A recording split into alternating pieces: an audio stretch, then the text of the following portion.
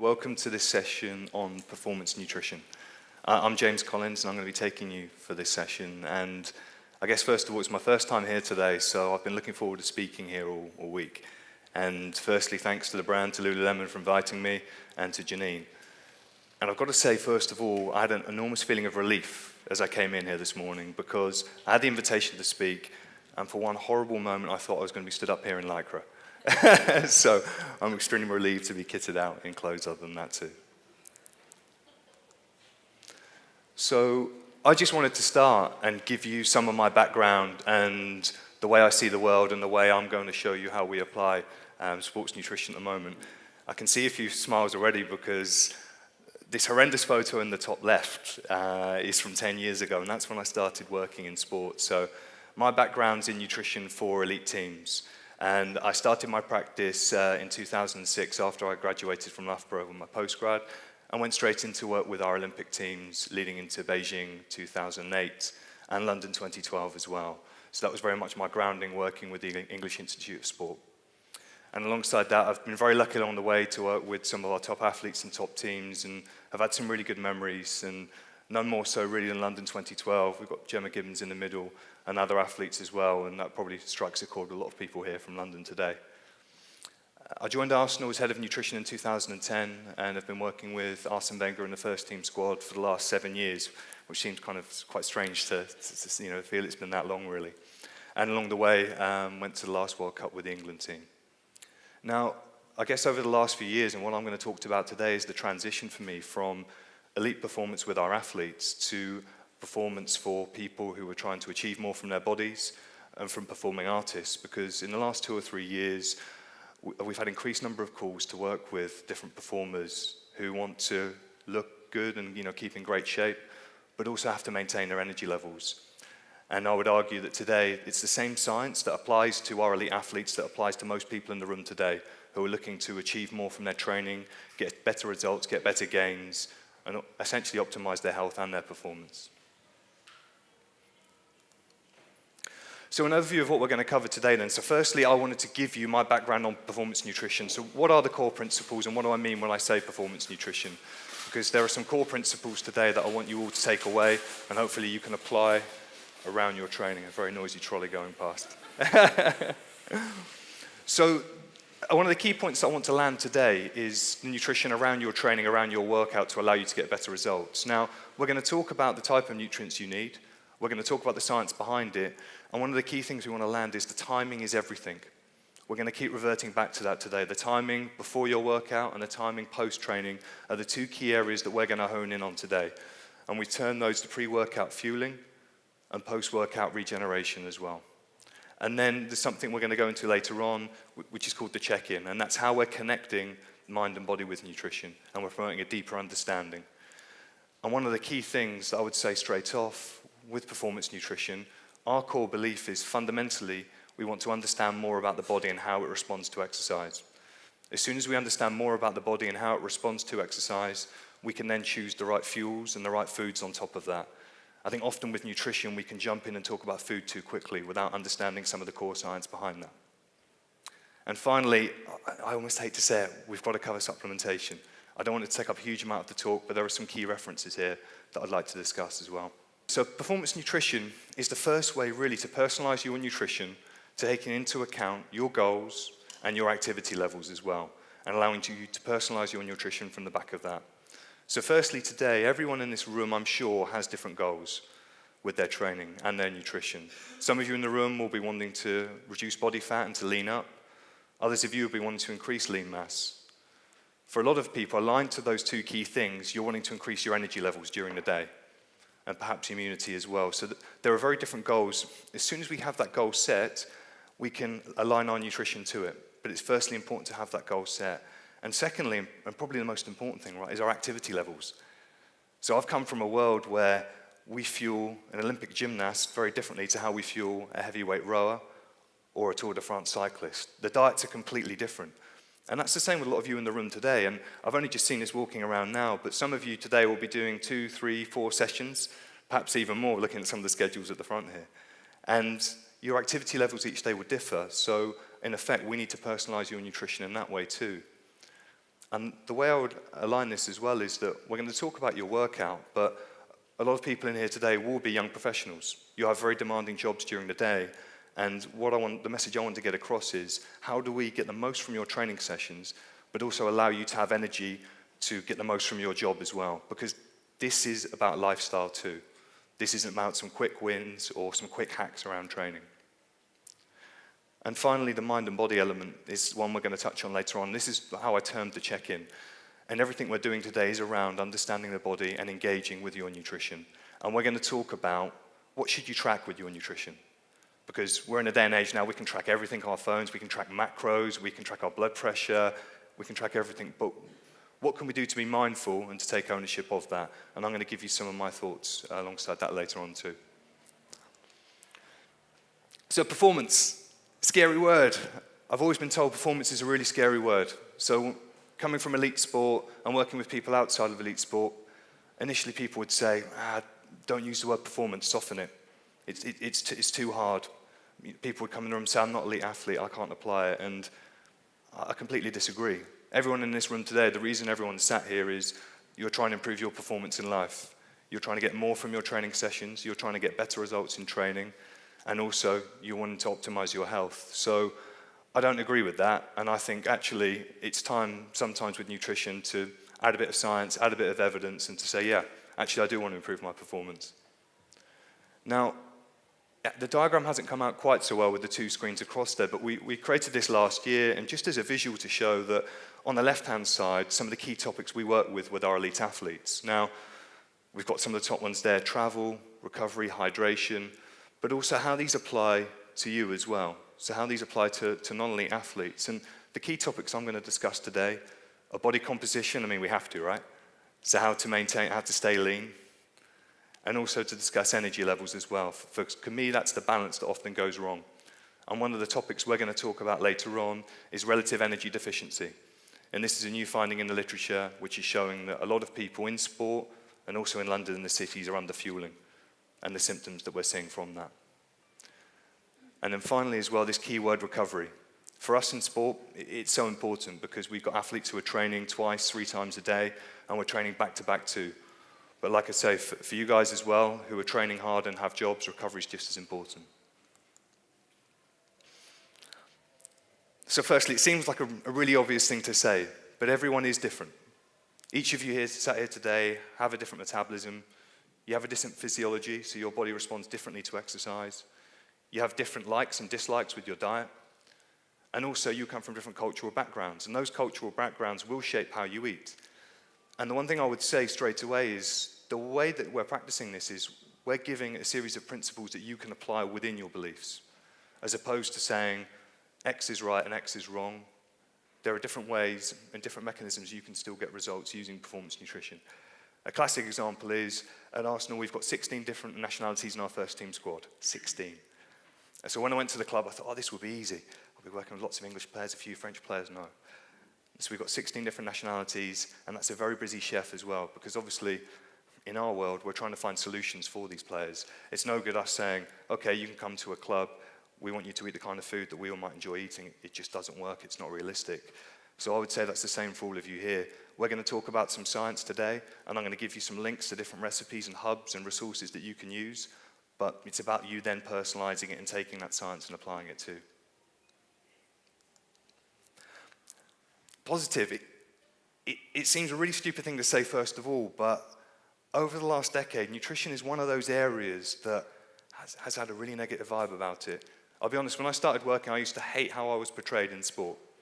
It used to be, coach sees nutritionist, I've got a fat sprinter, go and see James, you need to lose weight. Okay, that's obviously a lot of fun for me, and the athletes come to see you. That's immediate buy-in, right? And then after that as well, you've got nutritionist. Nutritionist is in the restaurant. My job should be the food police and almost there waiting for my prey. And I think they thought success at the time was if I carefully swatted a cream bun or something off someone's plate. And it's totally the wrong message. So the one thing I would say from the outset is we have a very positive philosophy around nutrition. And with a lot of people in the room and a lot of clients that I see from London, how we shape our behaviors with nutrition, over years we've just developed foods we like and habits because we're busy working. And ultimately, our food selection has become narrower and narrower and narrower because we develop these routines. So one of the first things we try and do with our clients is just step back and have a really broad look and to see, actually, we can increase the foods we eat and try out different things as well and experiment with our nutrition and generally enjoy it. You know, nutrition's made, all of you here today are exercising and you'll probably go and share a snack or a meal with your friends later on. It's exactly the same in sport. One of the key things that we say to all of our athletes are they're training on site, everyone comes to eat together. So that social element of what we're doing, we can't ignore, it's so important. And finally, I would say as well, on the right-hand side here, the laser actually doesn't work, but this is just highlighting a DEXA scan of a female.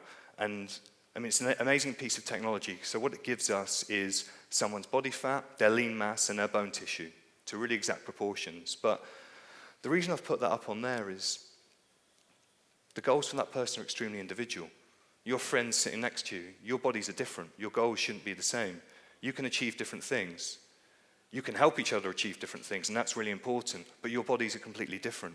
And it's about understanding what's possible for you as a person and optimizing that, and we're really trying to reinforce that message.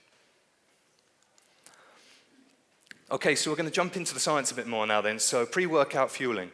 And as I said before we jump into the food, I want to talk about some of the science and then we can see how we apply it, because the one thing I'm going to say quite a lot today is it depends. And that's not a cop-out, it's that it does depend. Because it would be easy for me to stand up here today and give you hard and fast answers, but that wouldn't be realistic. So we're going to try and give some strategies and tools that we can use. And firstly, it's the old analogy, right, about the car and the human body. And I think in this case it's quite a good one. We've got this Formula One car here, lots of people operating around it. And the engine for the Formula One car is obviously creating all the movement and creating the inertia for that car. And our metabolism in the human body is exactly the same thing. That's where the energy is produced for our movement. And just like a car, the more journeys it does, the more miles it clocks up, the more fuel it needs. If it doesn't go out on the racetrack or it stays in the garage, it doesn't need quite so much fuel. And I think as humans, we're pretty good with our cars and for planning things. We know if we're going to go away at the weekend with the family or with our partner, we're going to fill up the car because we know it needs fuel. We're not quite so good at regulating ourselves and saying, well, hang on a minute, I've got a double session on Tuesday. I need to make sure I fuel appropriately for that. Or, actually, I'm going to be at my desk all day on Monday. I'm not going to get out and be able to do a session at all. How am I going to regulate my intake? So we're going to try and just look through it in a slightly different lens today and base all of our nutrition around our activity demands and work backwards from those, as opposed to habitually what we're used to doing. So the fuels. So our body uses two main fuels during exercise. It uses fat, which is great because we've got loads of it. It uses carbohydrate too, which is great, but we haven't got quite such a good store of carbohydrate. So the best way to think about that is the carbohydrate stored in our liver and our muscles, and it's constantly run down. So we've almost got this fuel gauge of carbohydrate that when we're training hard, it reduces. So when we eat carbohydrate foods, they're absorbed from our GI tract, and it's transported around our body as blood glucose or blood sugar.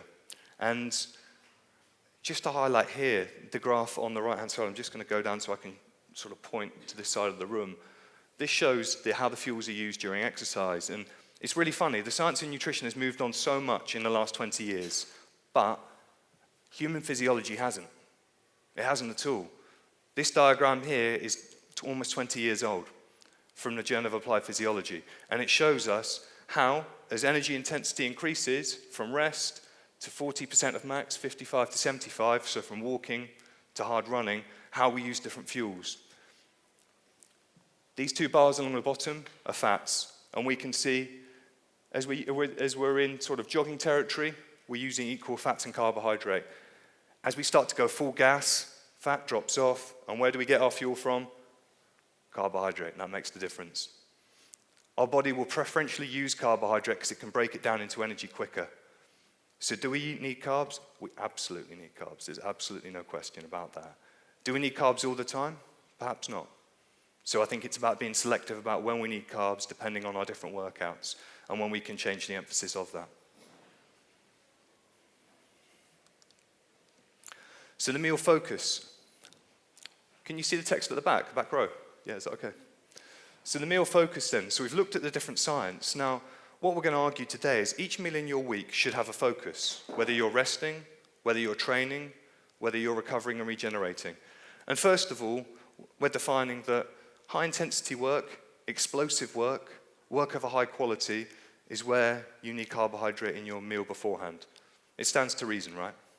So this is going to make sure our carbohydrate levels are topped up. We've got good availability for the muscles to make sure you've got the quality to complete that session.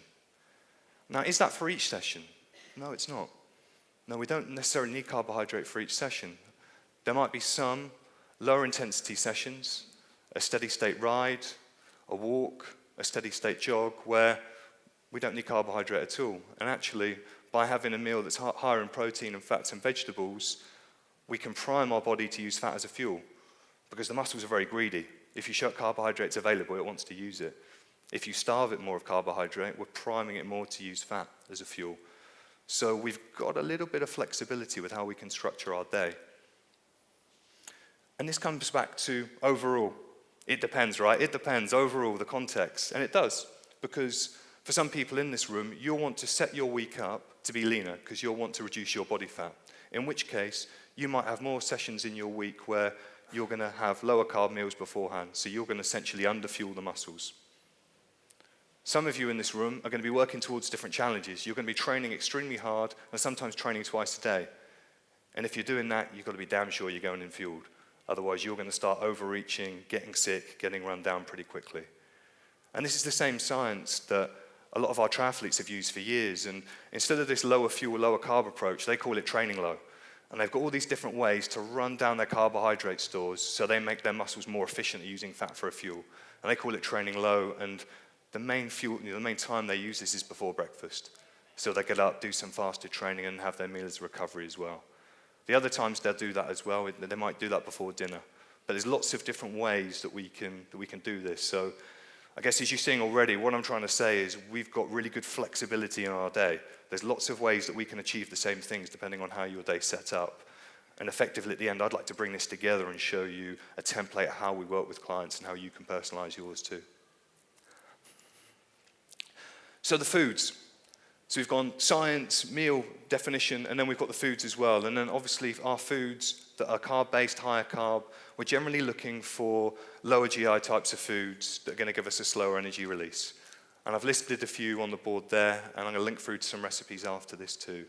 And we obviously realized that with your meal, you're going to have a protein base to that too, which is going to decrease the glycemic load and how quickly that's shown in the blood as blood sugar and blood glucose too, and also different vegetables and fruits. And on the other hand as well, we've got our lower fuel type of meals. And like for a lot of people here, they're like, yeah, okay, I know how to make a low carb meal. I know how to take the carbohydrate out. But just as a reference point, we've got some examples at the bottom there as well.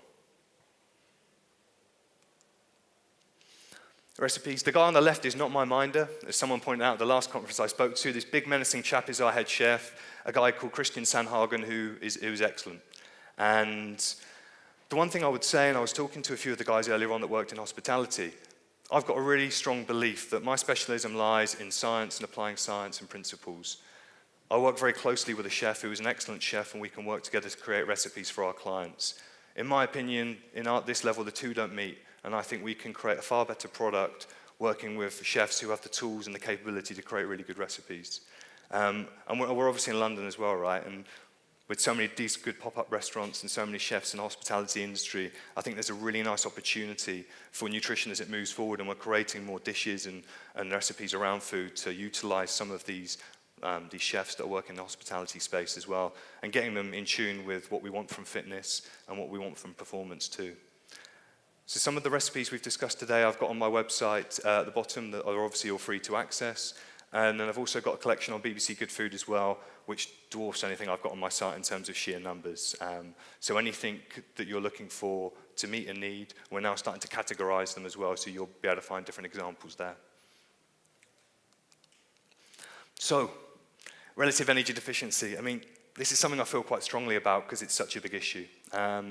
This was an issue that was raised in sport a couple of years ago from a paper in the British Journal of Sports Medicine, and we used to call it the female athlete triad in sport because we thought this used to mainly just affect female athletes. It's no longer the case. So relative energy deficiency is something where you're dieting, and you're not taking enough energy to meet your output needs. That's your growth and repair and your training on top. And it has some pretty serious consequences that start as symptoms that don't seem too much. And I don't know, can you read these on the board at the back? That's typical, right? I'm going to have to read these. You have to excuse me. So these symptoms, as we go around, we've got here, these are the symptoms that you will see. Increased injury risk, decreased training response, impaired judgment, decreased coordination, decreased concentration, irritability, depression, decreased muscle strength, glycogen stores. Put your hands up if you've ever had any of those symptoms when you've been dieting. Oh, man. I mean, come on. All of us, right? Even if we know what to do, there's always going to be times where we overcook it. There's always times where we overcook it. We go too hard, and we're at work, and we're like, man, I can't concentrate. Or you are irritable. You know, it happens so much. And this is a big issue because obviously within the industry we have lots of plans that have been sold that can get you some quick results. You can drop weight really quickly. But in the world I come from, it's no good looking great if you can't deliver a performance off the back of it. If you're a world championship boxer, if you're a judo player, if you're someone that's stepping on the scales to fight, and you make that weight, but you can't deliver a performance off the back of it, you're going to get knocked out, and you're not going to fight again because no one's going to want to give you the purse. And I would argue it's a similar principle for everyone in this room too. We started taking on a lot more dancers and people working in performing arts, and it's a similar thing. And they obviously look great, and they have to maintain a good physique, and there's a hell of a lot of pressure in the West End for them to achieve that. But they're having rehearsals during the day, and they have to deliver a performance in the evening. They have to, right? That's their bread and butter. So it's no good looking great and fantastic if your energy's in the floor. And you know, the parallel I draw is, to everyone in this room, and you'll all have friends, and you all have experienced yourself, and you go, wow, they look great. They look fantastic. The Instagram photos look amazing, but can it be sustained? And are they at their best, and are they able to perform in their job? Perhaps, perhaps not. So I think there's an important element here that we need to personalize too. So jumping through the post-workout, regeneration, I can assure you Theo Walcott wasn't harmed in the making of this photo, otherwise he does look completely dead, doesn't he? But this is post-session, so I want to dip into the science about what's happening now with the body after training. We've talked how to fuel it, what are the changes that are happening, and how can we apply food to those. And the 3 principles that we look to apply at these situations are repair, to refuel the muscle, and then to rehydrate as well. And there's one other consideration I'm going to come on to align to these. So firstly, the science. So I think this diagram explains it really well. Again, this is a paper from the Journal of Applied Physiology, so a really good scientific journal. And it just shows us here, the diagram at the top shows us that our muscles over the course of a day are in a constant state of flux. They're constantly breaking down and constantly building. As soon as we've done an exercise session and we're placing stress on that muscle, we're causing that breakdown almost immediately. And it's only when we're starting to eat protein, the protein's being digested in the GI tract into amino acids. The amino acids, the building blocks of protein, are then available to be taken up into the muscle. We can get back into positive equity and build this muscle tissue. So that's great. I think that's all quite sensible. This is an area the science has moved on in a lot, because 5 years ago we thought, okay, we've got a session. All the science told us that if we had a good feeding with protein after this session, recovery was complete. Either protein shake, protein meal, recovery's complete, go on with your work, job's done. And more recently, the labs in Canada and also in Maastricht in the Netherlands have got these amazing protein metabolism labs, and they've shown us that actually the muscle is constantly wanting to take in protein during the day in these pulses. So if we can feed the muscle regular pulses of protein during the day, we can effectively increase our lean mass gains and the muscle's recovery as well. And it's kind of highlighted with this trend here that, apologies for me jumping down again, we've got a training session here, protein feeding. So protein growth here, protein synthesis goes up. It drops again a few hours later. We have that spike when we include protein with lunch. It drops again, unfortunately. Mid-afternoon snack, and it drops again. So if we can be consistent with our timings of protein during the day, we can adapt better. So we know that if you're doing a hard session today, you're putting lots of resistance load through your muscles are still adapting 24 hours later. 24 hours. So you've got so much opportunity to influence that session, to adapt and to grow. And for me, I get excited about things like this, but one of the big breakthroughs was showing, the lab in Maastricht showed that on a heavy training day, when you're putting lots of workload through these muscles in a resistance way, if you're having a feeding of protein before bed, it drip feeds the muscles overnight. And they found that a 24% increase in strength gains just from putting in a source of protein before bed. I mean, that's pretty incredible, right? So it's doing all the hard work while you're asleep. And we all know that sleep has these regenerative qualities. To be able to affect those now with nutrition, I think takes us to a new place that's quite exciting. So repair then. So again, taking this a level down, we talked about protein being important. Now it's probably important to talk about the types of protein. And we've got two main categories of our protein as well. We've got our complete proteins, which contain our 20 building blocks of amino acids, but also our 8 essential amino acids. And these are the amino acids that our body can't make. They have to be taken in from the diet. So these are very complete sources that can be used for muscle growth straight away. Incomplete sources, such as more vegetable sources of protein, are still great, but sometimes they might be missing a few different amino acids, so need to be combined in the dish in order to make a complete protein. But both are entirely possible. So then refuel. I'm not going to touch too much on the carbohydrate metabolism side of things because we talked about it before, but this really depends on the context. And what I've put here is we need to refuel, so add some carbohydrate post-training if it's a hard session that's brought down our fuel tank, that's reduced our liver and our muscle glycogen. That's definitely important. Or, I mean, like everyone in the room today, if you're training twice a day, so we make sure the quality of the second session isn't reduced. Now, the overall goal or the context is obviously extremely important. The picture that I've got here is highlighting what our post-match food looks like in the dressing room. And the way we set that up is that, like for us, we might finish at 10 o'clock. The players might be reporting for training the next day, and we might have a game in a couple of days. So we're trying to do everything possible to allow the muscles to regenerate and to repair and to reduce any soreness. But at the same time, we know that we've got two sets of people in our dressing room. We've got the ones who have played 90 minutes, and their muscles are desperately needing to recover. And we've got the other guys that have been on the bench who haven't done anything. So we set the recovery stations up in different ways as well. So the types of food that we'll have at the bar, and we'll have different mixed dishes with a different tabbouleh, some rolls, some different sushi there, and some different wraps. But we'll also have different protein foods, different sashimi, and different chicken skewers and other things, so people can control their fueling needs as well. And it's a big thing for us that we want the athletes to make the decision on that as well. Thirdly, rehydrate. I mean, I just couldn't resist putting this photo on because it just looks so ridiculous. Every time I put a photo like this up, my friends say to me, I mean, what do you do to these poor guys when they're away on camp? But a lot of these images come from, this is Theo Walcott in a dustbin full of cold water, essentially. I'd love to jazz it up, but that's what it is. So these photos that get into the press of ice baths or big fans blowing out cold water, or as you see a lot in the tennis, the cooling jackets that are now in fashion. I mean, it looks ridiculous, but often when we're away and we're away at major tournaments, we're in conditions that the players aren't used to. And it's our job to get them to recover as quickly as possible. And part of that in the hot conditions is just bringing down their body temperature, bringing down their core temperature as quickly as we can, hence the thing here. Now, I was umming and ahhing about putting the photo of the men's toilets at Arsenal in, and I thought that it's actually quite important because one of the things that we use as a basic tool to see if someone's hydrated or not is their urine colour. Really basic, isn't it? There's no surprise there. I mean, we'll measure their urine concentration, the osmolality, and we'll give them a score and we'll marry it up. And we've got a designer who very reluctantly designed onto the panels the colour chart as well. I'm sure he was delighted when he was given that task. But like for a lot of us in the room today, if we're talking about rehydrating after training, we need to have a couple of takeaways, because I think firstly, if we look at the course of our day, looking at our urine colour is actually a pretty good starting point. If you're training a lot, you know approximately where your urine colour will sit.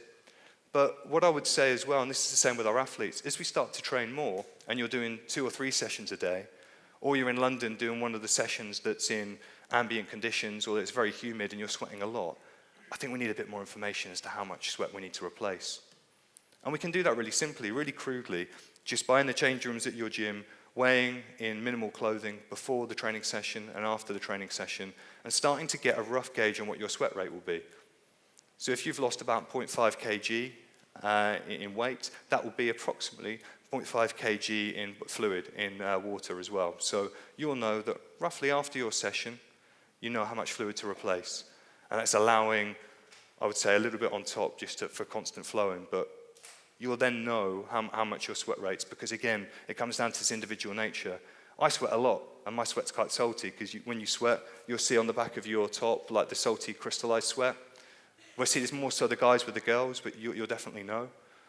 And again, the person next to you, you have a different sweat rate to them, so it might be twice their sweat rate. Especially for some of the guys, you might sweat twice as much as the person next to you. So it's a bit, I can see a lot of people looking across the person next to you saying, yeah. So it's a consideration then in your recovery period about having to take on more fluid. Even if that recovery period is, okay, I've had my session in the morning, I'm going back to my desk. Because we know that if you're dehydrated during the day, that's going to start to affect your cognitive function too. So for extra credit, we talked about fat earlier on, but we talked about fat as a fuel, which is really interesting. But we've all heard about these polyunsaturated fats now, these good fats, omega-3, all this research that's coming over the hill in terms of brain health, in terms of heart health. Well, we're now starting to see some of that affecting how the muscle regenerates after training, which is quite neat. So we're seeing that it affects the anti-inflammatory status of our muscle.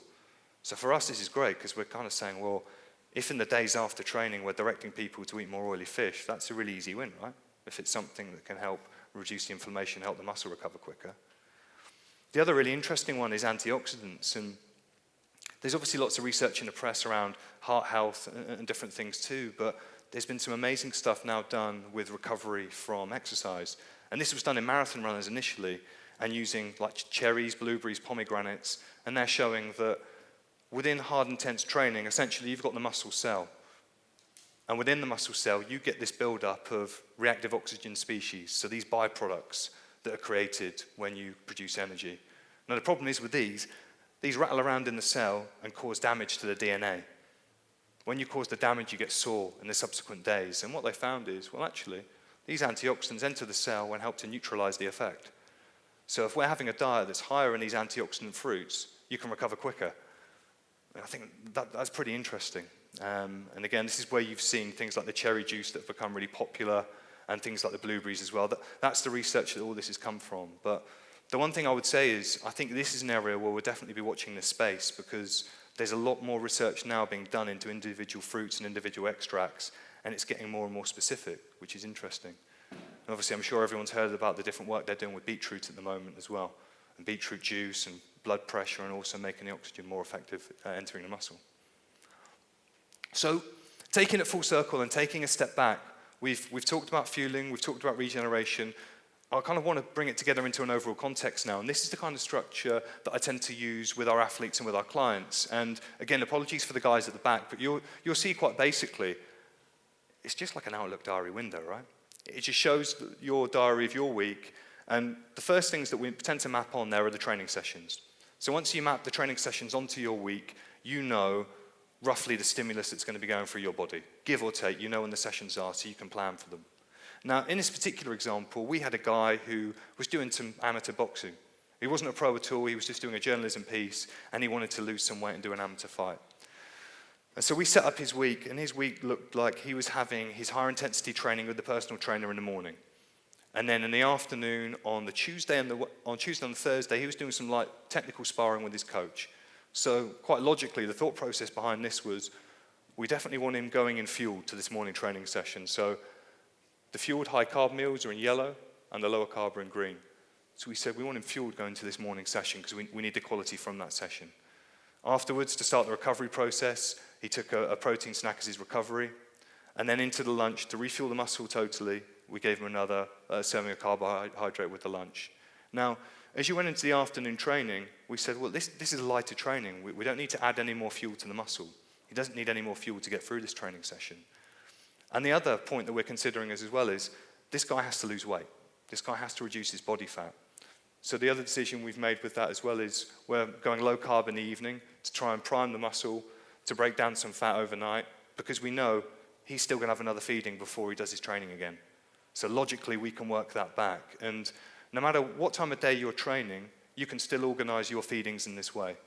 And it kind of comes back to what we were saying before, that I don't know why that's so light. There's 21 opportunities in the week. No matter how you're training, you've got 21 opportunities to influence your performance, to influence your training response as well.